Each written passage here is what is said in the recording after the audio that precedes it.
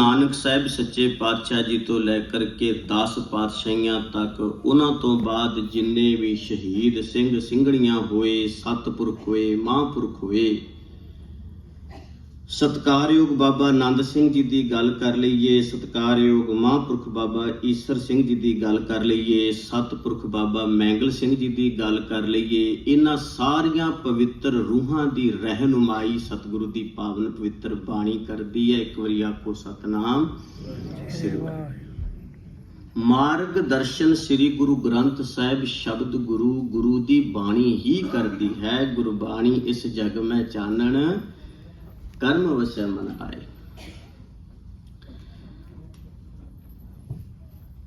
संत शब्द पावन बाणी दे विच करते पुरख वास्ते वरत्या गया, बहुती थाई सतगुरु गुरु वास्ते वरत्या गया, ते तीजा उन्हां महान पवित्र रूहां वास्ते वरत्या गया जिहड़ियां गुरु दे दसे रस्ते ते तुर के रब नाल इकमिक हो जांदियां ने।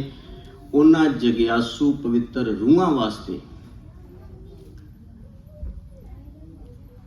आम तां आपां पहला सिख ही आ ना, सारे सिक्ख्या लैकर के गुरु दे उपदेश ते तुर के असीं सेवक बनदे हां। सेवक बन के दास बन के जदों कोई सिੱਖੀ कमाउंदा है ਉਹਦੇ ਅੰਦਰ ਜਗਿਆਸਾ ਪੈਦਾ ਹੁੰਦੀ ਹੈ, ਇੱਛਾ ਪੈਦਾ ਹੁੰਦੀ ਹੈ, क्योंकि इच्छा शक्ति तो बिना, जग्यासा तो बिना कोई भी चीज़ की प्राप्ति संभव नहीं है। दिलचस्पी ही नहीं जिस चीज़ दे विच ते उहदी प्राप्ति कित्थों हो जाएगी। दुचित्ते मन दे नाल कदे भी गुरमत की दात नहीं प्राप्त हुंदी, सिੱਖੀ की दात नहीं प्राप्त हुंदी। इंटरस्ट रखना पैंदा उहदे अंदर।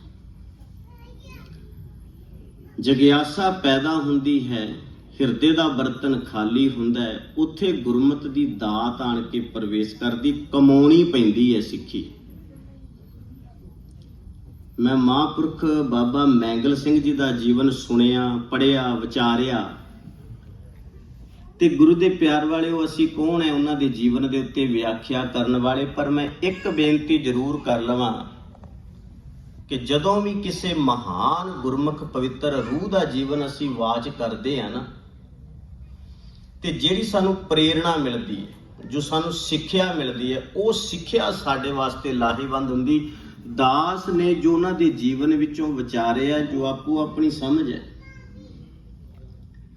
ਮੈਂ ਇਹ ਪਾਇਆ ਕਿ ਉਹਨਾਂ ਦੇ ਜੀਵਨ ਦੇ ਵਿੱਚ ਇੰਨੇ ਮਹਾਨ ਵੱਡੇ ਮਰਾਤਬੇ ਤੇ ਪਹੁੰਚ ਕਰਕੇ ਵੀ ਜਿਹੜੀ ਸਰਲਤਾ ਸੀ ਨਾ, ਜਿਹੜੀ ਨਿਮਰਤਾ ਸੀ, ਜਿਹੜੀ ਸਾਦਗੀ ਸੀ, ਉਹ ਕਿਸੇ होर दे हिस्से विच बहुत घट होंदी है।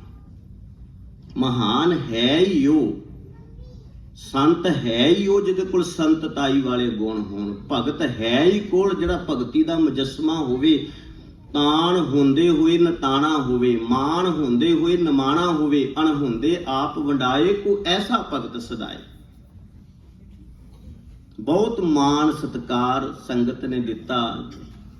तकरीबन आप 2 दिन तो उन्होंने जीवन ते भी विचार कर रहे हैं कि किस तरह 1932 दे विच सरदारा सिंह दे घर ते सत्कारयोग माता दलीप कौर जी जिन्हां दे घर दे विच उन्हां दा जन्म होया। और तुसीं ये वेखो कि बचपन तो ही ਜਿਹੜੀ ਗੁਰਮੁਖ ਪਿਆਰਿਆਂ ਨੂੰ ਲਗਨ ਹੈ, ਉਹਨਾਂ ਦੇ ਕੁਝ ਰੰਗ ਵੱਖਰੇ ਹੀ ਹੁੰਦੇ ਹਨ, ਜਿਹੜੀਆਂ ਮਹਾਨ ਰੂਹਾਂ ਹੁੰਦੀਆਂ ਨੇ। ਵੈਸੇ ਕੋਈ ਵੀ ਤੁਸੀਂ ਗੁਰਸਿੱਖ ਪਿਆਰੇ ਦਾ ਜੀਵਨ ਪੜ੍ਹ ਲਓ, ਭਗਤ ਦਾ ਪੜ੍ਹ ਲਓ, ਸਿੰਘ ਸੂਰਮੇ ਦਾ ਪੜ੍ਹ ਲਓ, ਸਮਾਜ ਦੇ ਨਾਲ ਜਿੱਦਾਂ ਦੀ ਸਾਡੀ ਰਹਿਣੀ ਸਹਿਣੀ ਹੈ, ਉਹਨਾਂ ਨਾਲੋਂ ਵੱਖਰਾ ਹੁੰਦਾ ਉਹਨਾਂ ਦਾ ਜੀਵਨ। ਕਰਮ ਕਰਨ ਦਾ ਢੰਗ ਵੱਖਰਾ ਹੁੰਦਾ ਹੈ, ਬੋਲ ਚਾਲ ਦਾ ਵੱਖਰਾ ਹੁੰਦਾ, ਰਹਿਣ ਸਹਿਣ ਦਾ ਵੱਖਰਾ ਹੁੰਦਾ ਹੈ। ਗੁਰਮੁਖ ਪਿਆਰੇ ਪੜ੍ਹ ਕੇ ਗਏ ਨੇ ਨਾ ਸ਼ਬਦ, संत मेरा किसी सुनिए कही है, मेरा संत मस्त कर रही है। ये जीवन की मर्यादा ही है ना कि बेबुनियाद बोली भी नहीं जाना, जिथे लोड़ है उत्थे बोलना है। जीवन का हर कर्म सोच समझ के करना है, क्यों? क्योंकि किसी बड़े कार्य वास्ते उन्होंने अपना ध्यान एकजुट किया होता है, बहुत बड़ा कार्य उन्होंने करना होता है। ਪਰਉਪਕਾਰੀ ਭਾਵਨਾ ਜਿਹੜੀ ਉਹ ਇਸ ਸੰਸਾਰ ਦੇ ਉੱਤੇ ਹੁੰਦੇ ਨੇ ਭਲੇ ਦੇ ਵਾਸਤੇ, ਸਮਾਜ ਦੇ ਭਲੇ ਦੇ ਵਾਸਤੇ, ਤੇ ਉਹਨਾਂ ਦਾ ਬਚਪਨਾ ਏਦਾਂ ਹੀ ਬਤੀਤ ਹੋਇਆ। ਫਿਰ ਵੱਡੀ ਗੱਲ ਤੁਸੀਂ ਇਹ ਵੇਖੋ ਵੀ ਆਮ ਕਰਕੇ ਅਸੀਂ ਕਈ ਡੇਰੇਦਾਰਾਂ ਨੂੰ ਦੇਖਦੇ ਹਾਂ, ਚਲੋ ਕਈ ਡੇਰਿਆਂ ਦੇ ਵਿੱਚ ਆਪੋ ਆਪਣੀ ਮਰਿਆਦਾ ਹੁੰਦੀ ਹੈ, ਜਿਹੜੇ ਡੇਰੇ ਦੇ ਸੰਸਥਾਪਕ ਹੁੰਦੇ ਨੇ ਜ਼ਿਆਦਾਤਰ ਆਪਣੀ ਮਰਿਆਦਾ ਚਲਾਉਂਦੇ ਨੇ।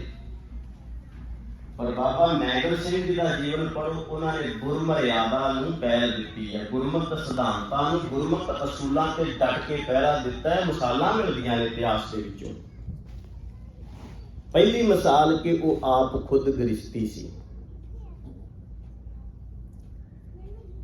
10 ਦੇ 10 ਗੁਰੂ ਸਾਹਿਬਾਨਾਂ ਵਿੱਚੋਂ ਸਤਿਗੁਰੂ ਗੁਰੂ ਹਰਿਕ੍ਰਿਸ਼ਨ ਸਾਹਿਬ ਸੱਚੇ ਪਾਤਸ਼ਾਹ ਜੀ ਮਹਾਰਾਜ ਛੋਟੀ ਉਮਰ ਵਿੱਚ ਅਕਾਲ ਚਲਾਣਾ ਕਰ ਗਏ, ਬਾਕੀ 9 ਗੁਰੂ ਗ੍ਰਸਤੀ ਸੀ। ਬੜੀ ਵੱਡੀ ਗੱਲ, ਕਿਉਂਕਿ ਉਦਾਂ ਅਸੀਂ ਵਕਾਰਾਂ ਦੇ ਉੱਤੇ ਸੰਜਮ ਪਾ ਹੀ ਕੋਈ ਨਹੀਂ ਸਕਦੇ, ਬਹੁਤ ਔਖਾ ਹੋ ਜਾਂਦਾ। ਜਾਂ ਇੱਕ ਬੇਨਤੀ ਹੋਰ ਕਰ ਦਵਾਂ, ਬੜੀਆਂ ਘੱਟ ਪਵਿੱਤਰ ਰੂਹਾਂ ਹੁੰਦੀਆਂ ਜਿਹੜੀਆਂ ਇਕਾਂਤਵਾਸ ਵਿੱਚ ਜਪ ਤਪ ਭਗਤੀ ਕਰਕੇ, ਬੰਦਗੀ ਕਰਕੇ ਉਸ ਰੱਬ ਦੀ ਬਖਸ਼ਿਸ਼ ਕੀਤੀ ਹੋਈ ਦਾਤ ਪ੍ਰਾਪਤ ਕਰਦੀਆਂ ਨੇ। ਬਹੁਤ ਔਖਾ ਮਾਰਗ ਹੈ ਇਕੱਲਿਆਂ ਦਾ ਜੀਵਨ ਲੇਖੇ ਵਿੱਚ ਲਾਉਣਾ। ਬਹੁਤ ਘੱਟ ਹੋਈਆਂ ਨੇ ਇਹੋ ਜਿਹੀਆਂ ਰੂਹਾਂ, ਪਰ ਆਮ ਕਰਕੇ ਜਦੋਂ ਗ੍ਰਸਤ ਦੇ ਵਿੱਚ ਇਨਸਾਨ ਪ੍ਰਵੇਸ਼ ਕਰਦਾ, ਜ਼ਿੰਮੇਵਾਰੀਆਂ ਹੁੰਦੀਆਂ, ਸੰਜਮੀ ਜੀਵਨ ਹੁੰਦਾ, ਮਰਿਆਦਾ ਵਿੱਚ ਜੀਵਨ ਹੁੰਦਾ। ਬਾਬਾ ਮੈਗਲ ਸਿੰਘ ਜੀ ਗ੍ਰਸਤੀ ਸਨ, ਤੇ ਤੁਸੀਂ ਵੇਖਦੇ ਹੋ ਕਿ ਉਹਨਾਂ ਦੇ ਸਪੁੱਤਰ ਸਤਿਕਾਰਯੋਗ ਬਾਬਾ ਰਵਿੰਦਰ ਸਿੰਘ ਜੀ ਸੰਗਤ ਵਿੱਚ ਬੈਠੇ ਨੇ, ਔਰ ਬੜੀ ਜ਼ਿੰਮੇਵਾਰੀ ਦੇ ਨਾਲ ਅੱਜ ਵੀ ਉਹ ਹਰ ਕਾਰਜ ਕਰ ਰਹੇ ਨੇ, ਗੁਰਮਰਿਆਦਾ ਵਿੱਚ ਰਹਿ ਕੇ ਕਰ। ਉਹ ਹੀ ਸਿੰਪਲ ਪੁਣਾ, ਉਹ ਹੀ ਸਾਦਗੀ ਤੇ ਸਰਲਤਾ ਇਹਨਾਂ ਵਿੱਚ ਵੀ ਵੇਖਣ ਨੂੰ ਮਿਲਦੀ ਹੈ। ਵਾਹਿਗੁਰੂ ਜੀ ਅੱਗੇ ਅਰਦਾਸ ਹੈ ਕਿ ਸੱਚੇ ਪਾਤਸ਼ਾਹ ਇਸੇ ਤਰ੍ਹਾਂ ਸੰਗਤ ਦੀ ਸੇਵਾ ਕਰਦਿਆਂ ਪੰਥ ਦੇ ਕਾਰਜ ਜਿਹੜੇ ਨੇ ਬੜੇ ਵੱਡਮੁੱਲੇ ਕਾਰਜ ਨੇ, ਮਾਨਵਤਾ ਦੇ ਭਲੇ ਦੇ ਵਾਸਤੇ, ਜਿਵੇਂ ਉਹਨਾਂ ਦੇ ਸਤਿਕਾਰਯੋਗ ਪੂਜਨੀय ਪਿਤਾ ਜੀ ਕਰਦੇ ਰਹੇ ਨੇ, ਉਵੇਂ ਹੀ ਇਹ ਕਾਰਜ ਕਰਨ। ਮੈਂ ਬਹੁਤ ਜ਼ਿਆਦਾ ਪ੍ਰਭਾਵਿਤ ਉਹਨਾਂ ਦੇ ਜੀਵਨ ਤੋਂ ਕਿ ਬਾਬਾ ਮੈਗਲ ਸਿੰਘ ਜੀ ਨੇ ਸਮਾਜ ਦੇ ਭਲੇ ਵਾਸਤੇ ਆਪਣੇ ਇਲਾਕੇ ਵਿੱਚ ਜਿਹੜੇ ਕਾਰਜ ਕੀਤੇ ਬਾਕਮਾਲ। ਸਕੂਲਾਂ ਕਾਲਜਾਂ ਦਾ ਨਿਰਮਾਣ ਕਰਵਾਉਣਾ ਉਹਨਾਂ ਦੇ ਹਿੱਸੇ ਵਿੱਚ ਆਇਆ। ਇਹ ਕੋਈ ਛੋਟੀ ਗੱਲ ਨਹੀਂ। ਗੁਰਮਤਿ ਵਿਦਿਆ ਦੀ ਦਾਤ, ਧਰਮਸਾਲ, ਗੁਰਦੁਆਰੇ ਬਣਾਏ, ਦੁਨਿਆਵੀ ਵਿਦਿਆ ਵੀ ਸਾਡੇ ਬੱਚੇ ਪੜ੍ਹ ਲਿਖ ਕਰਕੇ, ਐਜੂਕੇਟ ਹੋ ਕੇ ਦੁਨੀਆ ਦੇ ਹਰ ਮਹਿਕਮੇ ਤੇ ਹਰ ਪੋਜੀਸ਼ਨ ਦੇ ਉੱਤੇ ਬਰਕਰਾਰ ਹੋਣ, ਤਾਂ ਕਿ ਸਿੱਖੀ ਦਾ ਪ੍ਰਚਾਰ ਹੋ ਸਕੇ। ਸਕੂਲਾਂ ਦੇ ਵਿੱਚ, ਕਾਲਜਾਂ ਦੇ ਵਿੱਚ ਇਹਨਾਂ ਬਿਲਡਿੰਗਾਂ ਨੂੰ ਬਣਾਉਣ ਵਿੱਚ ਵਡਮੁੱਲਾ ਯੋਗਦਾਨ ਪਾਇਆ। ਝੋਰੜਾ ਲੁਧਿਆਣਾ ਵਿਖੇ, ਜਗਰਾਉਂ ਵਾਲਾ ਉਹ ਇਲਾਕਾ ਸਾਰੇ ਦਾ ਸਾਰਾ। ਔਰ ਫਿਰ ਉਹਨਾਂ ਨੇ ਕਈ ਜਗ੍ਹਾ ਦੇ ਉੱਤੇ ਜਿੱਥੇ ਦਿੱਕਤ ਸੀ, ਕਿੱਲਤ ਸੀ, ਉੱਥੇ ਗੁਰਦੁਆਰਾ ਸਾਹਿਬ ਬਣਾਏ। ਸ੍ਰੀ ਗੁਰੂ ਗ੍ਰੰਥ ਸਾਹਿਬ ਜੀ ਦਾ ਪ੍ਰਕਾਸ਼ ਉਹਨਾਂ ਨੇ ਕੀਤਾ। ਮੈਡੀਕਲ ਕੈਂਪ ਲਗਵਾਏ। ਗੁਰਦੁਆਰੇ ਦਾ ਮਤਲਬ ਅਸਲ ਵਿੱਚ ਤੇ ਇਹੋ ਹੀ ਹੁੰਦਾ ਨਾ ਕਿ ਹਰ ਤਰ੍ਹਾਂ ਦੀ ਸਹੂਲੀਅਤ ਜਿੱਥੋਂ ਪ੍ਰਾਪਤ ਹੋ ਸਕੇ ਸਮਾਜ ਦੇ ਭਲੇ ਦੇ ਵਾਸਤੇ। ਬੱਚੀਆਂ ਦੀ ਸ਼ਾਦੀ ਦੇ ਪ੍ਰਬੰਧ ਔਰ ਬੱਚੀਆਂ ਨੂੰ ਐਜੂਕੇਟ ਕਰਨ ਦੇ ਪ੍ਰਬੰਧ, ਜਿੰਨੀ ਮਾਇਆ ਸੰਗਤ ਉਹਨਾਂ ਨੂੰ ਦਿਆ ਕਰਦੀ ਸੀ, ਇਹੋ ਹੀ ਗੁਰਬਾਣੀ ਦਾ ਫਲਸਫਾ ਹੈ ਨਾ। ਆਮ ਕਰਕੇ ਵੇਖਿਆ ਜਾਂਦਾ, ਅਸੀਂ ਕਹਿ ਤਾਂ ਦਿੰਦੇ ਹਾਂ ਵੀ ਗਰੀਬ ਦਾ ਮੂੰਹ ਗੁਰੂ ਦੀ ਗੋਲਕ ਹੈ, ਪਰ ਕਿੱਥੇ ਖੁੱਲ੍ਹਦਾ ਗਰੀਬ ਦੇ ਵਾਸਤੇ। ਜ਼ਿਆਦਾਤਰ ਤੇ ਇਹੋ ਹੀ ਬਹੁਤ ਜ਼ਿਆਦਾ ਲੋਕਾਂ ਨੇ ਅੱਜ ਇਸ ਨੂੰ ਆਪਣੀ ਮਨਮੌਜ ਦਾ ਸਾਧਨ ਬਣਾ ਲਿਆ। ਆਪਾਂ ਅਧਿਕਤਰ ਜਦੋਂ ਦੇਖਦੇ ਹਾਂ ਸਾਡੀਆਂ ਹੋਰ ਵੱਡੀਆਂ ਵੱਡੀਆਂ ਸੰਸਥਾਵਾਂ, ਕਿੱਥੇ ਲੋੜਵੰਦਾਂ ਦੇ ਵਾਸਤੇ ਉਹ ਖੁੱਲ੍ਹਦੀ ਹੈ, ਗਰੀਬ ਕਰਕੇ ਤੇ ਖਾਸ ਕਰਕੇ ਨਹੀਂ। ਤੇ ਇਹਨਾਂ ਸਤਿਪੁਰਸ਼ਾਂ ਦੇ ਹਿੱਸੇ ਵਿੱਚ ਜੋ ਆਇਆ ਹੈ, ਗਰੀਬ ਦਾ ਮੂੰਹ ਗੁਰੂ ਕੀ ਗੋਲਕ, ਔਰ ਇਹ ਦਾਤ ਸਾਰੀ ਉਹਨਾਂ ਨੂੰ ਪ੍ਰਾਪਤ ਕਿੱਥੋਂ ਹੋਈ? ਮੈਂ ਫੇਰ ਬੇਨਤੀ ਕਰਨੀ ਚਾਹਾਂਗਾ ਵੀ ਇਹ ਸੰਗਤ ਕਿੱਥੋਂ ਲੱਗੀ, ਇਹ ਲਾਗ ਕਿੱਥੋਂ ਉਹਨਾਂ ਨੂੰ ਲੱਗੀ। ਪਰ ਇਹਦੇ ਤੋਂ ਪਹਿਲਾਂ ਜਿਹੜੇ ਉਹਨਾਂ ਨੇ ਕਾਰਜ ਕੀਤੇ ਨੇ, ਸਕੂਲਾਂ ਕਾਲਜਾਂ ਦਾ ਨਿਰਮਾਣ ਕਰਨਾ, ਗੁਰਦੁਆਰੇ ਬਣਾਉਣੇ, ਮੈਡੀਕਲ ਕੈਂਪ ਲਾਉਣੇ, ਬੱਚੀਆਂ ਦੀ ਸ਼ਾਦੀ ਦੇ ਪ੍ਰਬੰਧ, ਬੱਚਿਆਂ ਨੂੰ ਐਜੂਕੇਟ ਕਰਨਾ, ਔਰ ਨਾਲ ਹੱਥੀਂ ਕਿਰਤਕਾਰ ਕੀਤੀ ਉਹਨਾਂ ਨੇ। ਹੱਥੀਂ ਬਾਟੇ ਚੁੱਕ ਚੁੱਕ ਕੇ, ਅੱਜ ਕੱਲ੍ਹ ਤੇ ਮਸ਼ੀਨੀ ਯੁੱਗ ਆ, ਮਸ਼ੀਨਾਂ ਕਰੇਨਾਂ ਆਦਿ ਕੰਮ ਕਰਦੀਆਂ ਨੇ, ਪਰ ਹੱਥੀਂ ਕਈਆਂ ਚਲਾਉਣੀਆਂ, ਬਾਟੇ ਭਰਨੇ, ਵੱਡੇ ਵੱਡੇ ਲੋਹੇ ਦੇ ਜਿਹੜੇ ਬਰਤਨ ਸੀ ਸਿਰ ਦੇ ਉੱਤੇ ਚੁੱਕਣੇ, ਤੇ ਸੜਕਾਂ ਦਾ ਨਿਰਮਾਣ ਵੀ ਕਰਦੇ ਰਹੇ। ਮੈਂ ਵੀ ਪੜ੍ਹਿਆ ਵੀ ਸੜਕਾਂ ਦਾ ਨਿਰਮਾਣ ਵੀ ਕੀਤਾ, ਝੋਰੜਾਂ ਤੋਂ ਬੱਸੀਆਂ ਤੱਕ ਸੜਕਾਂ ਦੇ ਨਿਰਮਾਣ ਵਿੱਚ ਵੀ ਹਿੱਸਾ ਪਾਇਆ। ਇਹ ਤੇ ਗੁਰਮਤਿ ਦੇ ਸਿਧਾਂਤ ਨੇ। ਕਿਰਤ ਵਿਰਤ ਕਰ ਧਰਮ ਦੀ, ਲੈ ਪ੍ਰਸ਼ਾਦ ਆਣ ਵਰਤਨ ਦਾ। ਕਿਰਤ ਵਿਰਤ ਕਰ ਧਰਮ ਦੀ, ਹੱਥੋਂ ਦੇ ਕੇ ਭਲਾ ਮਨਾਵੇ। ਜਿੱਥੇ ਸਿੱਖ ਨੇ ਨਾਮ ਜਪਣਾ ਹੈ, ਜਿੱਥੇ ਸਿੱਖ ਨੇ ਵੰਡ ਕੇ ਛਪਣਾ ਹੈ, ਉੱਥੇ ਹੱਥੀਂ ਕਿਰਤ ਕਰਨੀ। ਇਹ ਬਾਬਾ ਮੈਂਗਲ ਸਿੰਘ ਜੀ ਦੇ ਹਿੱਸੇ ਦੇ ਵਿੱਚ ਆਉਂਦਾ ਰਿਹਾ। ਔਰ ਇੱਕ ਬੇਨਤੀ ਹੋਰ ਮੈਂ ਕਰ ਦਵਾਂ, ਇਹਨਾਂ ਸਾਰੇ ਕਾਰਜਾਂ ਦੇ ਨਾਲ ਨਾਲ ਗੁਰੂ ਕੇ ਪਿਆਰ ਵਾਲਿਓ, ਇਹ ਜਾਗ ਉਹਨਾਂ ਨੂੰ ਲੱਗੀ ਦੋ ਮਹਾਨ ਪਵਿੱਤਰ ਰੂਹਾਂ, ਇੱਕ ਗੁਰਮੁਖ ਪਿਆਰੇ ਬਾਬਾ ਮੁਕੰਦ ਸਿੰਘ ਜੀ ਤੇ ਇੱਕ ਗੁਰਮੁਖ ਪਿਆਰੇ ਪਵਿੱਤਰ ਰੂਹ ਬਾਬਾ ਈਸਰ ਸਿੰਘ ਜੀ। ਇਹ ਉਹ ਪਾਵਨ ਰੂਹਾਂ ਸਨ ਜਿਨ੍ਹਾਂ ਨੇ ਸਿੱਖੀ ਦਾ ਬਹੁਤ ਪ੍ਰਚਾਰ ਕੀਤਾ। ਗੁਰੂ ਆਸ਼ੇ ਗੁਰੂ ਮਰਿਆਦਾ ਦੇ ਮੁਤਾਬਕ ਉਹਨਾਂ ਨੇ ਆਪਣੇ ਜੀਵਨ ਨੂੰ ਢਾਲਿਆ। ਗੁਰਸਿੱਖ ਮੀਤ ਚਲੋ ਗੁਰ ਚਾਲੀ, ਜੋ ਗੁਰ ਕਹੈ ਸੋਈ ਪਲ ਮਾਨੋ, ਹਰ ਹਰ ਕਥਾ ਨਿਰਾਲੀ। ਜੀਵਨ ਵਿੱਚ ਤਬਦੀਲੀ ਤਾਂ ਜਦੋਂ ਕਿਸੇ ਵੱਡੇ ਗੁਰਮੁਖ ਪਿਆਰੇ ਦੇ ਕੋਲ ਆਪਾਂ ਬਹਿੰਦੇ ਹਾਂ, ਤੇ ਆਪਾਂ ਕੱਲ੍ਹ ਦੀਆਂ ਵਿਚਾਰਾਂ ਨੂੰ ਜਦੋਂ ਇੱਥੇ ਵਿਚਾਰਿਆ ਸੀ ਵੀ ਰੰਗ ਲੱਗਦਾ ਹੈ ਕਿਸੇ ਗੁਰਮੁਖ ਪਿਆਰੇ ਦੇ ਕੋਲ ਬੈਠਿਆਂ ਹੋਇਆਂ। ਉਹਨਾਂ ਦੀ ਤਸੀਰ, ਉਹਨਾਂ ਦੀਆਂ ਤਰੰਗਾਂ ਸਾਡੇ ਜੀਵਨ ਨੂੰ ਪ੍ਰਭਾਵਿਤ ਕਰਦੀਆਂ। ਬਾਬਾ ਮੁਕੰਦ ਸਿੰਘ ਜੀ ਦੇ ਕੋਲੋਂ ਗੁਰਮਤਿ ਵਿਦਿਆ ਦੀ ਦਾਤ ਉਹਨਾਂ ਨੇ ਪ੍ਰਾਪਤ ਕੀਤੀ, ਤੇ ਬਾਬਾ ਈਸਰ ਸਿੰਘ ਜੀ ਦੇ ਕੋਲੋਂ ਖੰਡੇ ਕੀ ਪੌਲ, ਜਿਹਨੂੰ ਅਸੀਂ ਅੰਮ੍ਰਿਤ ਦੀ ਦਾਤ ਕਹਿੰਦੇ, ਇਹ ਖੰਡੇ ਕੀ ਪੌਲ ਅੰਮ੍ਰਿਤ ਦੀ ਦਾਤ ਪ੍ਰਾਪਤ ਕੀਤੀ। ਔਰ ਬਾਅਦ ਵਿੱਚ ਲਗਾਤਾਰ ਪ੍ਰਚਾਰ ਵੀ ਕਰਦੇ ਰਹੇ। ਹਰ ਦੀਵਾਨ ਦੇ ਵਿੱਚ ਖੰਡੇ ਕੀ ਪੌਲ ਦਾ ਪ੍ਰਚਾਰ ਹੋਇਆ ਕਰਦਾ ਸੀ। ਤੇ ਭਾਗਾਂ ਵਾਲਿਓ, ਸੇਵਾ ਕਰਦਿਆਂ ਹੋਇਆਂ, ਬਾਣੀ ਪੜ੍ਹਦਿਆਂ ਹੋਇਆਂ, ਗੁਰੂ ਘਰ ਦੇ ਵਿੱਚ ਜਦੋਂ ਝਾੜੂ ਦੀ, ਪੋਚੇ ਦੀ, ਸਾਫ਼ ਸਫਾਈ ਦੀ ਸੇਵਾ ਕਰਦਿਆਂ ਆਪਣੇ ਆਪ ਨੂੰ ਜਿਤਾਇਆ ਨਹੀਂ। ਤੇ ਇਹ ਬਚਨ ਮੈਂ ਸਾਂਝੇ ਕਰਾਂਗਾ ਆਪ ਜੀ ਦੇ ਨਾਲ ਕਿ ਗੁਰਮੁਖੋ, ਇੱਕ ਦਿਨ ਮਨ ਦੇ ਵਿੱਚ ਵਿਚਾਰ ਵੀ ਇਹ ਬਣੀ ਕਿ ਸੇਵਾ ਤੇ ਗੁਰੂ ਘਰ ਦੇ ਵਿੱਚ ਕਰਦੇ ਹਾਂ ਆਪਾਂ, ਪਰ ਪ੍ਰਸ਼ਾਦਾ ਵੀ ਇੱਥੋਂ ਹੀ ਛਕੀਦਾ ਤੇ ਭੁੱਖੇ ਰਹਿਣਾ ਵੀ ਕਹਿੰਦੇ ਸ਼ੁਰੂ ਕਰ ਦਿੱਤਾ। ਮੈਨੂੰ ਗੁਰਮੁਖ ਪਿਆਰੇ ਦੱਸ ਵੀ ਰਹੇ ਸੀ। ਤੇ ਕੁਦਰਤੀ ਦੀਵਾਨਾਂ ਦੇ ਵਿੱਚ ਜਿਹੜੀਆਂ ਮਹਾਨ ਰੂਹਾਂ ਹੁੰਦੀਆਂ ਨੇ, ਉਹ ਵਿਚਾਰ ਕਰਦੀਆਂ ਨੇ ਸੱਚ ਤੇ ਸਾਰਿਆਂ ਦਾ ਸਾਂਝਾ ਹੈ ਕਿ ਭਾਈ ਏਦਾਂ ਨਹੀਂ, ਇਹ ਲੰਗਰ ਵੀ ਸਾਰਿਆਂ ਦਾ ਸਾਂਝਾ ਹੈ, ਇਹ ਪੰਗਤ ਸਾਰਿਆਂ ਦੀ ਸਾਂਝੀ ਹੈ। ਜਦੋਂ ਅਸੀਂ ਪੰਗਤ ਵਿੱਚ ਬੈਠਦੇ ਹਾਂ ਤੇ ਨਿਮਰਤਾ ਦੀ ਦਾਤ ਪੰਗਤ ਵਿੱਚੋਂ ਪ੍ਰਾਪਤ ਹੁੰਦੀ। ਈਗੋ ਮਨੁੱਖ ਦੀ ਖਤਮ ਹੁੰਦੀ ਹੈ ਪੰਗਤ ਵਿੱਚ ਬੈਠੇ ਹਾਂ, ਤੇ ਨਾਲੇ ਭਾਈਚਾਰਕ ਸਾਂਝ ਪੈਦਾ ਹੁੰਦੀ, ਪ੍ਰੇਮ ਭਾਵਨਾ ਅੰਦਰ ਪੈਦਾ ਹੁੰਦੀ, ਆਤਮਿਕ ਬਲ ਮਿਲਦਾ ਹੈ। ਸੰਗਤ ਦੀ ਸੇਵਾ ਕੀਤਿਆਂ ਮਨ ਨੂੰ ਤਸੱਲੀ ਮਿਲਦੀ ਹੈ ਕਿ ਮੈਂ ਗੁਰੂ ਦਾ ਰੂਪ, ਗੁਰੂ ਹੈ ਸੰਗਤ, ਰੱਬ ਦਾ ਰੂਪ ਹੈ ਸੰਗਤ, ਸੰਗਤ ਵੱਡੀ ਹੈ ਤੇ ਮੈਂ ਛੋਟਾ ਹਾਂ। ਇਹ ਦਾਤਾਂ ਪ੍ਰਾਪਤ ਕਰਕੇ ਕਿਸੇ ਮਹਾਨ ਪਦਵੀ ਤੇ ਪਹੁੰਚਿਆ ਜਾਂਦਾ ਹੈ ਸਾਧ ਸੰਗਤ। ਇਹ ਨਹੀਂ ਵੀ ਇੱਕ ਦਿਨ ਦੇ ਵਿੱਚ ਹੀ ਕੋਈ ਸਟਾਰ ਪਲੇਅਰ ਬਣ ਗਿਆ ਜਾਂ ਕੋਈ ਮਹਾਨ ਲੀਡਰ ਬਣ ਗਿਆ, ਉਹਦੇ ਪਿੱਛੇ ਉਹਦੀ ਬੜੀ ਵੱਡੀ ਘਾਲਣਾ ਹੁੰਦੀ, ਬਹੁਤ ਸਟਰਗਲ ਕੀਤਾ ਹੁੰਦਾ, ਹਾਰਡ ਵਰਕ ਕੀਤਾ ਹੁੰਦਾ। ਇਸੇ ਤਰ੍ਹਾਂ ਜੇ ਅਸੀਂ ਉਹਨਾਂ ਮਹਾਨ ਪੁਰਖਾਂ ਦੀ ਗੱਲ ਕਰੀਏ ਜਿਨ੍ਹਾਂ ਨੂੰ ਅਸੀਂ ਸੰਤ ਆਖਦੇ ਹਾਂ ਜਾਂ ਮਹਾਂਪੁਰਸ਼ ਆਖਦੇ ਹਾਂ, ਉਹਨਾਂ ਦੇ ਪਿੱਛੇ ਕਾਲ ਕਮਾਈ ਹੁੰਦੀ। ਉਹ ਕਾਲ ਕਮਾਈ ਕਿਹੜੀ ਹੈ?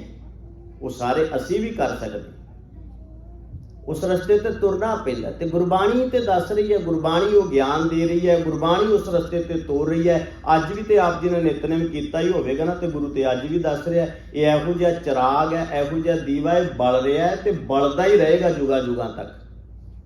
ਇਹ ਦੀਵਾ ਇੱਕ ਮੈਸੇਜ ਦੇ ਰਿਹਾ, ਇੱਕ ਸੁਨੇਹਾ ਦੇ ਰਿਹਾ, ਰੂਹਾਨੀ ਗਿਆਨ ਦਾ ਦੀਵਾ, ਸ਼ਬਦ ਗੁਰੂ ਦਾ ਦੀਪਕ, ਇਹ ਚਾਨਣ ਦੇ ਰਿਹਾ। ਕੀ ਦੇ ਰਿਹਾ? ਕਿ ਤੁਸੀਂ ਵੀ ਸੰਤ ਬਣ ਸਕਦੇ ਹੋ। ਕਿੱਦਾਂ ਬਣ ਸਕਦੇ ਹੋ? ਭਗਤਾਂ ਕੀ ਚਾਲ ਨਿਰਾਲੀ, ਚਾਲਾਂ ਨਿਰਾਲੀ ਭਗਤਾਂ ਕੇਰੀ, ਬਿਖਮ ਮਾਰਗ ਚੱਲਣਾ ਥੋੜਾ ਔਖਾ ਹੈ, ਪਰ ਕਰਨਾ ਕੀ ਪਏਗਾ? ਲੱਭ, ਲੋਭ, ਅਹੰਕਾਰ, ਤਜ, ਤ੍ਰਿਸ਼ਨਾ ਬਹੁਤ ਨਾ ਹੀ ਬੋਲਣਾ।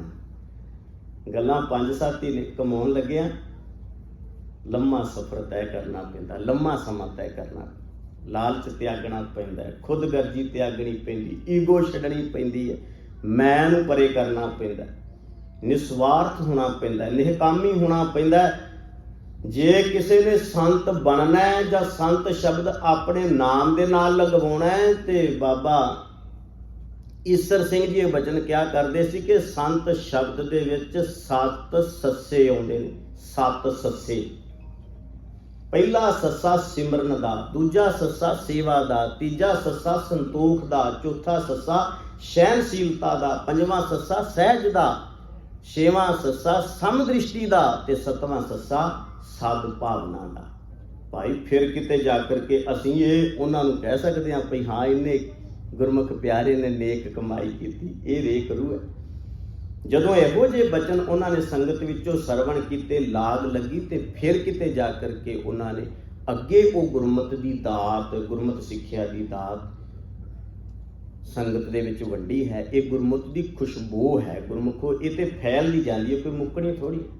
ਇਹ ਇੱਦਾਂ ਦਾ ਦਰਜਾ ਪ੍ਰਾਪਤ ਹੋ ਜਾਂਦਾ ਉਹਨਾਂ ਗੁਰਮੁਖ ਰੂਹਾਂ ਨੂੰ, ਜਿਵੇਂ ਬਾਣੀ ਕਹਿੰਦੀ ਹੈ। ਐਸੀ ਗੱਲ ਨਹੀਂ ਹੈ ਕਿ ਹੈ ਨਹੀਂ ਕੋਈ ਬ੍ਰਹਮ ਗਿਆਨੀ ਜਾਂ ਹੈ ਨਹੀਂ ਕੋਈ ਸੰਤ। ਉਹ ਗੁਣ ਆ ਜਾਂਦੇ ਨੇ ਬ੍ਰਹਮ ਗਿਆਨੀ ਦੇ ਵਿੱਚ। ਕਰਤੇ ਪੁਰਖ ਵਾਲੇ ਕਿਹੜੇ ਗੁਣ ਜੀ?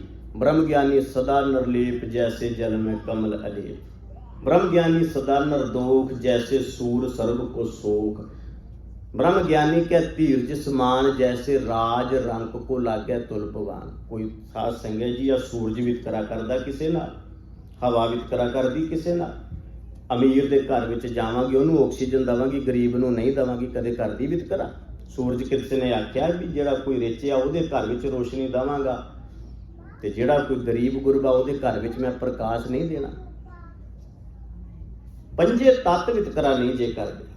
ਇਹੋ ਜਿਹਾ ਸੁਭਾਅ ਬਣ ਜਾਂਦਾ ਉਹਨਾਂ ਗੁਰਮੁਖ ਪਿਆਰਿਆਂ ਦਾ, ਨੈਚੁਰਲੀ ਤੌਰ ਦੇ ਉੱਤੇ ਹੀ। ਮਿੱਤਰ ਸ਼ਤਰੂ ਇੱਕ ਸਮਾਨ, ਇਹੋ ਜਿਹੀ ਅਵਸਥਾ ਬਣ ਜਾਂਦੀ। ਪੱਖਪਾਤੀ ਮੋਹ ਉਹਦਾ ਤਿਆਗ ਕਰ ਦਿੰਦੇ ਨੇ, ਪੱਖਪਾਤੀ ਪ੍ਰੇਮ ਦਾ ਤਿਆਗ ਕਰ ਦਿੰਦੇ ਨੇ। ਇਹ ਦਾਤ ਮਿਲ ਜਾਂਦੀ ਉਹਨਾਂ ਨੂੰ ਗੁਰਮਤਿ ਦੇ ਵਿੱਚੋਂ ਕਿ ਵਿਸਰ ਗਈ ਸਭ ਤਾਤ ਪਰਾਈ, ਜਬ ਤੇ ਸਾਧ ਸੰਗਤ ਮੋਹਿ ਪਾਈ, ਨਾ ਕੋ ਬੈਰੀ ਨਹੀਂ ਬੇਗਾਨਾ, ਸਗਲ ਸੰਗ ਹਮਕੋ ਬਨਾਈ। ਉਹਨਾਂ ਮਹਾਨ ਗੁਰਮੁਖ ਪਵਿੱਤਰ ਰੂਹਾਂ ਦੀ ਯਾਦ ਆਪਾਂ ਮਨਾ ਰਹੇ ਹਾਂ। ਤੇ ਮੈਂ ਬਚਨ ਕੀਤਾ ਸੀ ਕਿ ਚਲੋ ਸੰਸਾਰ ਤੇ ਜੋ ਵੀ ਆਉਂਦਾ ਹੈ ਜਾਣਾ ਸਾਰਿਆਂ। ਆਉਣ ਦਾ ਢੰਗ, ਜਾਣ ਦਾ ਢੰਗ, ਆਉਣ ਦਾ ਸਭ ਦਾ ਇੱਕ ਜਿਹਾ, ਜਾਣ ਦਾ ਢੰਗ ਵੱਖਰਾ ਵੱਖਰਾ, ਜਿਵੇਂ ਵਾਹਿਗੁਰੂ ਸੱਚੇ ਪਾਤਸ਼ਾਹ ਜੀ ਦਾ ਹੁਕਮ ਹੈ। ਆਪ ਜੀ ਨੂੰ ਪਤਾ ਕਿ ਹਰੀਕੇ ਪੱਤਨ ਵਿਖੇ ਇੱਕ ਘਟਨਾ ਇਹੋ ਜਿਹੀ ਵਾਪਰੀ ਸੀ ਜਿਨ੍ਹਾਂ ਦੇ ਵਿੱਚ ਉਹਨਾਂ ਨੂੰ ਵਾਹਿਗੁਰੂ ਦਾ ਸੱਦਾ ਪ੍ਰਵਾਨ ਕਰਨਾ ਪਿਆ। ਪਰ ਇਹਦੇ ਵਿੱਚ ਜੋ ਜੀਵਨ ਹੈ ਨਾ, ਜੀਵਨ ਵਿੱਚ ਕੋਈ ਕੀ ਕੁਝ ਸਾਨੂੰ ਦੇ ਕੇ ਗਿਆ, ਉਹ ਹੁੰਦੀਆਂ ਨੇ ਯਾਦਾਂ, ਉਹ ਹੁੰਦੀਆਂ ਨੇ ਸਿੱਖਿਆ। ਉਹਨੂੰ ਕਹਿੰਦੇ ਕਰਨੀਨਾਮਾ। ਉਹ ਕਰਨੀਨਾਮਾ ਉੱਚਾ ਸੁੱਚਾ ਬਣਦਾ ਹੈ ਗੁਰਮਤਿ ਦੀ ਰੋਸ਼ਨੀ ਵਿੱਚ, ਗੁਰੂ ਦੇ ਮਾਰਗ ਤੇ, ਗੁਰੂ ਦੇ ਦੱਸੇ ਰਸਤੇ ਤੇ ਚੱਲਿਆ ਹੋਇਆ। ਤੇ ਗੁਰਮੁਖੋ ਅੱਜ ਵੀ ਉਸੇ ਪਿਰਤ ਨੂੰ, ਉਸੇ ਸਿੱਖਿਆ ਦਿਖਿਆ ਨੂੰ ਬੜੀ ਸਰਲਤਾ ਔਰ ਸਾਦਗੀ ਵਿੱਚ ਰਹਿੰਦਿਆਂ ਹੋਇਆਂ, ਸਿੰਪਲ ਪੁਣੇ ਵਿੱਚ ਰਹਿੰਦਿਆਂ ਹੋਇਆਂ ਬਾਬਾ ਰਵਿੰਦਰ ਸਿੰਘ ਜੀ ਸਾਰੀ ਸੰਗਤ ਨੂੰ ਉਪਦੇਸ਼ ਵੀ ਦੇ ਰਹੇ ਨੇ, ਗੁਰਮਤਿ ਨਾਲ ਜੋੜ ਰਹੇ ਨੇ। ਗੁਰੂ ਕਿਰਪਾ ਕਰੇ ਇਹ ਰੰਗ ਇਸੇ ਤਰ੍ਹਾਂ ਗੁਰਮਤਿ ਦਾ ਲੱਗਿਆ ਰਹੇ। ਉਹਨਾਂ ਮਹਾਂਪੁਰਖਾਂ ਦੇ ਨਾਲ ਨਾਲ ਆਪਾਂ ਇੱਕ ਮਹਾਨ ਗੁਰਮੁਖ ਪਵਿੱਤਰ ਰੂਹ ਨੂੰ ਵੀ ਯਾਦ ਕਰਨਾ ਹੈ, ਸਿਰਫ 2-3 ਮਿੰਟਾਂ ਦੇ ਵਾਸਤੇ, ਵੀ ਕਿਵੇਂ ਗੁਰਮਤਿ ਦਾ ਰੰਗ ਜਦੋਂ ਚੜ੍ਹਦਾ ਹੈ, ਇਹਨਾਂ ਇਤਿਹਾਸ ਕਰਵਟ ਲੈਂਦਾ ਹੈ। ਬਾਬਾ ਬੰਦਾ ਸਿੰਘ ਜੀ ਬਹਾਦਰ, ਜਿਨ੍ਹਾਂ ਦੀ ਲਾਸਾਨੀ ਸ਼ਹਾਦਤ ਦਾ ਦਿਹਾੜਾ ਲੰਘ ਕੇ ਗਿਆ, ਬੜੀ ਵੱਡੀ ਕੁਰਬਾਨੀ, ਬੜੀ ਵੱਡੀ ਦੇਣ ਸੀ ਉਸ ਗੁਰਮੁਖ ਪਿਆਰੇ ਦੀ। ਖਾਲਸਾ ਰਾਜ ਦਾ ਪਹਿਲਾ ਬਾਦਸ਼ਾਹ ਬਣੇ, ਖਾਲਸਾ ਰਾਜ ਦਾ ਮੁੱਢ ਬਣੇ। ਔਰ ਵੇਖਦੇ ਹੋ ਨਾ ਤੁਸੀਂ ਕਿ ਬੈਰਾਗੀ ਤੋਂ ਲੈ ਕੇ ਬਹਾਦਰ ਤੱਕ ਦਾ ਸਫ਼ਰ ਉਹਨਾਂ ਨੇ ਕਿਵੇਂ ਤੈਅ ਕੀਤਾ। ਗੁਰੂ ਦੇ ਥਾਪੜੇ ਵਿੱਚ ਕਿੰਨੀ ਬਰਕਤ ਹੈ। 5 ਤੀਰ ਦਿੱਤੇ ਸੀ, ਥਾਪੜਾ ਦਿੱਤਾ ਸੀ, ਰੱਬ ਦੀ ਯਾਦ, ਰੱਬ ਦਾ ਕਰਤੇ ਪੁਰਖ ਦਾ ਨਾਮ ਦਿੱਤਾ ਸੀ, ਤੇ ਉੱਥੋਂ ਤੁਰਿਆ। ਗੁਰੂ ਦੀਆਂ ਬਖਸ਼ਿਸ਼ਾਂ ਵੀ ਨਾਲ ਹੀ ਤੁਰੀਆਂ ਨੇ। ਔਰ ਹੱਕ ਸੱਚ ਦੀ ਲੜਾਈ ਲੜਦਾ ਹੋਇਆ ਏਸ਼ੀਆ ਦੀ ਧਰਤੀ ਵਿੱਚ ਪਹਿਲਾ ਇਹੋ ਜਿਹਾ ਬਾਦਸ਼ਾਹ ਜਿਸਨੇ ਮੁਗਲਿਆ ਸਲਤਨਤ ਦੀਆਂ ਜੜ੍ਹਾਂ ਹਿਲਾਈਆਂ ਹੀ ਨਹੀਂ, ਧਰਤੀ ਵਿੱਚੋਂ ਪੁੱਟ ਕੇ ਰੱਖ ਦਿੱਤੀਆਂ ਸੀ ਉਸ ਵਕਤ। ਤੇ ਪਿਆਰ ਵਾਲਿਓ, ਫਿਰ ਏਡਾ ਵੱਡਾ ਬਾਦਸ਼ਾਹ ਹੋਣ ਦੇ ਨਾਲ ਨਾਲ ਉਹਨੇ ਕਦੇ ਆਪਣੇ ਨਾਂ ਤੇ ਕਿਸੇ ਤਰ੍ਹਾਂ ਦਾ ਕੋਈ ਸਿੱਕਾ ਜਾਰੀ ਨਹੀਂ ਕੀਤਾ, ਆਪਣੇ ਨਾਂ ਤੇ ਕੋਈ ਉਹਨੇ ਕੈਲੰਡਰ ਜਾਰੀ ਨਹੀਂ ਕੀਤਾ। ਮੋਹਰ ਵੀ ਜਾਰੀ ਕੀਤੀ, ਗੁਰੂ ਨੂੰ ਅੱਗੇ ਰੱਖਿਆ। ਕੈਲੰਡਰ ਵੀ ਜਾਰੀ ਕੀਤਾ ਤੇ ਗੁਰੂ ਨੂੰ ਅੱਗੇ ਰੱਖਿਆ। ਕੱਟੜਵਾਦੀ ਸੋਚ ਵਾਲਿਆਂ ਨੇ ਬਹੁਤ ਕੁਝ ਉਲਟ ਪੁਲਟ ਲਿਖ ਕੇ ਉਹਨੂੰ ਆਪਣੇ ਵੱਲ ਖਿੱਚਣ ਦਾ ਯਤਨ ਕੀਤਾ। ਇਤਿਹਾਸ ਨੇ ਬਹੁਤ ਵੱਡਾ ਧੋਖਾ ਤੇ ਦਗਾ ਕਮਾਇਆ ਤੇ ਉਹਨਾਂ ਗੁਰਮੁਖ ਰੂਹਾਂ ਦਾ, ਉਹਨਾਂ ਦੀ ਸ਼ਹਾਦਤ ਨੂੰ ਵੀ ਰੋਲਣ ਦਾ ਯਤਨ ਕੀਤਾ। ਪਰ ਉਹਨਾਂ ਦੀ ਸ਼ਹਾਦਤ ਜਿਹੜੀ ਆ ਉਹ ਦੱਸਦੀ ਹੈ, ਸਾਡੇ ਸਾਹਮਣੇ ਪੂਰਨੇ ਪੈਂਦੇ ਨੇ ਕਿ ਏਡੀ ਵੱਡੀ ਸ਼ਹਾਦਤ ਕੱਚਾ ਇਨਸਾਨ ਨਹੀਂ ਦੇ ਸਕਦਾ। ਬੇਬੁਨਿਆਦੀ ਇਲਜ਼ਾਮ ਜਿਹੜੇ ਉਹਨਾਂ ਦੇ ਉੱਤੇ ਲਗਾਏ ਗਏ ਉਹ ਸਾਰੇ ਝੂਠੇ ਨੇ। ਪੁੱਤ ਦਾ ਕਾਲਜਾ ਕੱਢ ਕੇ ਮੂੰਹ ਦੇ ਵਿੱਚ ਪਾ ਦੇਣਾ, ਜਮੂਰਾਂ ਦੇ ਨਾਲ, ਤਿੱਖੀਆਂ ਜਮੂਰਾਂ ਦੇ ਨਾਲ ਮਾਸ ਨੋਚ ਨੋਚ ਕੇ ਸਰੀਰ ਦੀਆਂ ਹੱਡੀਆਂ ਜਿਹੜੀਆਂ ਇੱਕ ਪਾਸੇ ਕਰ ਦੇਣੀਆਂ, ਸਾਰਾ ਸਰੀਰ ਨੰਗਾ ਕਰ ਦੇਣਾ, ਛੋਟੀਆਂ ਗੱਲਾਂ ਨੇ। ਅੱਖਾਂ ਕੱਢ, ਨੱਕ, ਹੱਥ ਵੱਢ, ਪੈਰ ਵੱਢ, ਏਡੀ ਵੱਡੀ ਕੁਰਬਾਨੀ ਉਸ ਮਰਜੀ ਬੜੇ ਯੋਧੇ ਦੀ। ਇਹ ਗੁਰੂ ਦੇ ਥਾਪੜੇ, ਚਾਹੇ ਉਹਨਾਂ ਸੰਤਾਂ ਪੁਰਸ਼ਾਂ ਨੂੰ ਯਾਦ ਕਰ ਲਈਏ, ਚਾਹੇ ਉਹਨਾਂ ਮਹਾਨ ਬਹਾਦਰ ਯੋਧਿਆਂ ਨੂੰ ਯਾਦ ਕਰ ਲਈਏ, ਇਹ ਸਾਰੀ ਦਾਤ ਸਾਨੂੰ ਸਾਡੇ ਇਤਿਹਾਸ ਵਿੱਚੋਂ ਮਿਲਦੀ ਹੈ। ਇਹ ਸਾਰੀ ਸਿੱਖਿਆ ਸਾਨੂੰ ਗੁਰੂ ਦੀ ਪਾਵਨ ਬਾਣੀ ਵਿੱਚੋਂ ਮਿਲਦੀ ਵੀ ਹੱਕ ਸੱਚ ਤੇ ਖੜਨਾ, ਅਸੂਲਾਂ ਨਾਲ ਸਮਝੌਤਾ ਨਹੀਂ, ਅਸੂਲ ਨਹੀਂ ਛੱਡਣੇ ਜਿਹੜੇ ਸੁਨਹਿਰੀ ਅਸੂਲ ਨੇ ਗੁਰਮਤਿ ਦੇ। ਤਾਂ ਗੁਰੂ ਕੇ ਪਿਆਰ ਵਾਲਿਓ, ਸਤਿਗੁਰੂ ਨੇ ਬੜੀ ਕਿਰਪਾ ਕੀਤੀ, ਆਪ ਸਾਰੇ ਗੁਰਮੁਖ ਪਿਆਰੇ ਜੁੜ ਕੇ ਗੁਰੂ ਦੀ ਗੋਦ ਵਿੱਚ ਬੈਠੇ ਹੋ। ਸਾਰੀ ਸੰਗਤ ਦਾ, ਸੇਵਕ ਪਰਿਵਾਰ ਸਰਦਾਰ ਜਸਵਿੰਦਰ ਸਿੰਘ ਜੀ, ਸਤਿਪੁਰਖ ਬਾਬਾ ਅਰਵਿੰਦਰ ਸਿੰਘ ਜੀ ਨਾਲ ਜੁੜੀਆਂ ਸਾਰੀਆਂ ਸੰਗਤਾਂ ਦਾ ਬਹੁਤ ਬਹੁਤ ਧੰਨਵਾਦ। ਵੀਰ ਜਸਵਿੰਦਰ ਸਿੰਘ ਜੀ ਭਰਾਵਾਂ ਵਾਲਾ ਪਿਆਰ ਦਿੰਦੇ ਨੇ ਸਾਰੇ ਸਿੰਘਾਂ ਦੇ ਪਰਿਵਾਰਾਂ। ਔਰ 7 ਸਾਲਾਂ ਤੋਂ ਲਗਾਤਾਰ ਇਹ ਪਰਿਵਾਰ ਜੁੜਿਆ, ਜਦੋਂ ਦਾ ਮੈਂ ਦੇਖ ਰਿਹਾ ਉਸ ਤੋਂ ਪਹਿਲਾਂ ਲੰਮੇ ਸਮੇਂ ਤੋਂ ਬੜੀ ਭਾਵਨਾ ਨਾਲ ਘਰ ਵਿੱਚ ਵੀ ਸਤਿਗੁਰੂ ਦਾ ਜਾਪ ਕਰਦੇ ਨੇ, ਸੰਗਤ ਕਰਕੇ ਗੁਰੂ ਦੀ ਖੁਸ਼ੀ ਲੈਂਦੇ ਨੇ। ਔਰ ਇੱਥੇ ਇਹ ਸਾਰੀ ਇੱਥੋਂ ਹੀ ਦਾਤ ਪ੍ਰਾਪਤ ਹੁੰਦੀ ਹੈ, ਗੁਰਮੁਖਾਂ ਕੋਲ ਬੈਠਣ ਦੇ ਨਾਲ। ਗੁਰੂ ਦਾ ਉਪਦੇਸ਼, ਗੁਰੂ ਦੀ ਸਿੱਖਿਆ ਜਿਹੜੀ ਸਾਡੇ ਜੀਵਨ ਨੂੰ ਬਹੁਤ ਸੁਰਖਰੂ ਕਰਦੀ ਹੈ। ਸਾਰੀਆਂ ਸੰਗਤਾਂ ਦਾ, ਸੇਵਕ ਪਰਿਵਾਰ ਦਾ ਧੰਨਵਾਦ। ਤੇ ਹੁਣ ਬਾਬਾ ਅਰਵਿੰਦਰ ਸਿੰਘ ਜੀ, ਉਹਨਾਂ ਦੇ ਕੋਲੋਂ ਆਪਾਂ ਕੁਝ ਬਚਨ ਸਰਵਣ ਕਰਕੇ ਲਾਹੇ ਪ੍ਰਾਪਤ ਕਰਨੇ ਹਨ। ਦਾਸ ਵੱਲੋਂ ਇੰਨੀਆਂ ਬੇਨਤੀਆਂ, ਭੁੱਲਾਂ ਚੁੱਕਾਂ ਦੀ ਖਿਮਾ ਕਰੋ, ਕਿਰਪਾ ਦਿਓ, ਸੀਸ ਆਖੋ ਜੀ। ਵਾਹਿਗੁਰੂ ਜੀ ਕਾ ਖਾਲਸਾ, ਵਾਹਿਗੁਰੂ ਜੀ ਕੀ ਫਤਿਹ।